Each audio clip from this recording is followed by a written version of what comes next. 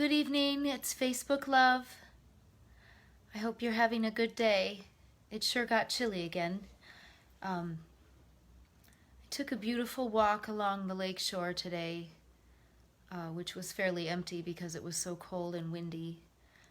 And I was reminded how much I just love that massive inland sea and the beautiful homes and the gorgeous landscaping. It's springtime, so many trees are in bloom.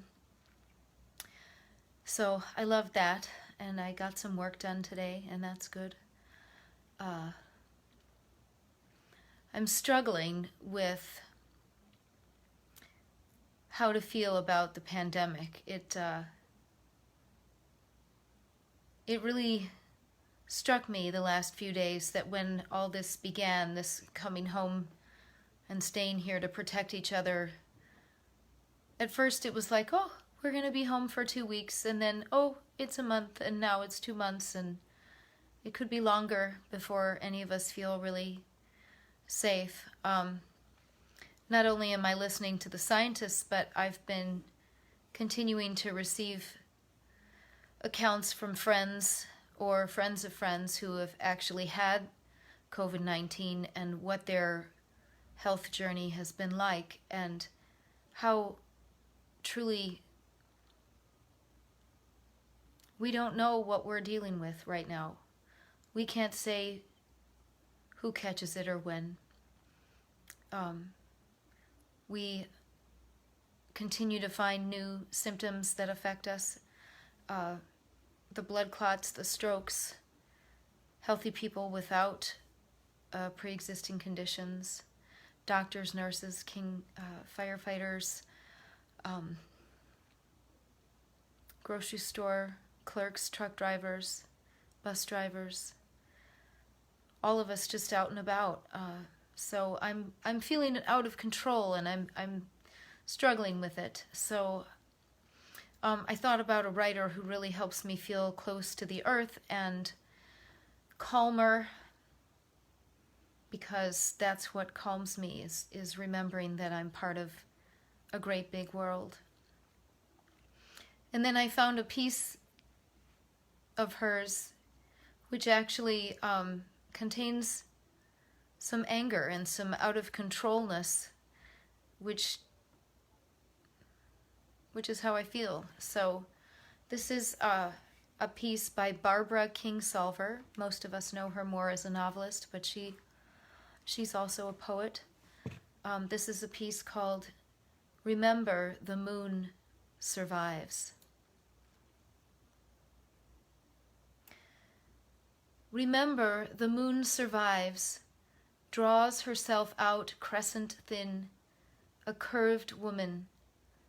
Untouchable, she bends around the shadow that pushes himself against her. And she waits. Remember how you waited when the nights bled their darkness out like ink, to blacken the days beyond, to blind morning's one eye.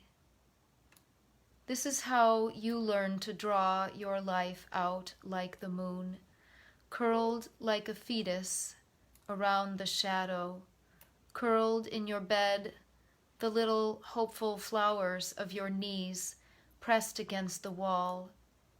Its mockery of paint, always the little girl colors on the stones of the ordinary prison, the house where you are someone's daughter, sister, someone's flesh, someone's blood. The Lamb and Mary have left you to float in this darkness like a soup bone. You watch the cannibal feast from a hidden place and pray to be rid of your offering. The sun is all you wait for, the light, guardian saint of all the children who lie like death on the wake of the household crime. You stop your heart like a clock. These hours are not your own. You hide your life away. the lucky coin tucked quickly in the shoe from the burglar when he comes, because he will, as sure as shoes. This is the one with all the keys to where you live, the one you can't escape, and while your heart is stops, he takes things. It will take you years to learn why you held back sleep from the mouth that opened in the dark, why you would not feed it with the dreams you sealed up tight in a cave of tears, why the black widow still visits you, squeezes her venom out in droplets, stringing them like garnets down your abdomen, the terrifying jewelry of a woman you wore inside. A child robbed in the dark. Finally, you know this. You have sliced your numbness open with the blades of your own eyes. From your years of watching, you have grown the pupils of a cat to see in the dark, and these eyes are your blessings. They will always know the poison from the jewels that are both embedded in your flesh. They will always know the darkness that is one of your names by now, but not the one you answer to. You are the one who knows, behind the rising, falling tide of shadow, the moon is always whole.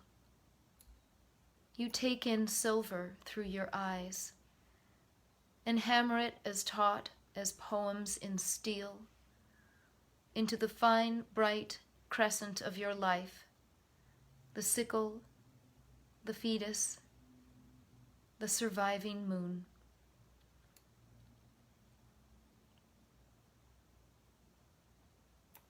Remember, the Moon Survives by Barbara Kingsolver. If you don't know her novels, they're lovely. She's also written books of essays, which are just lovely.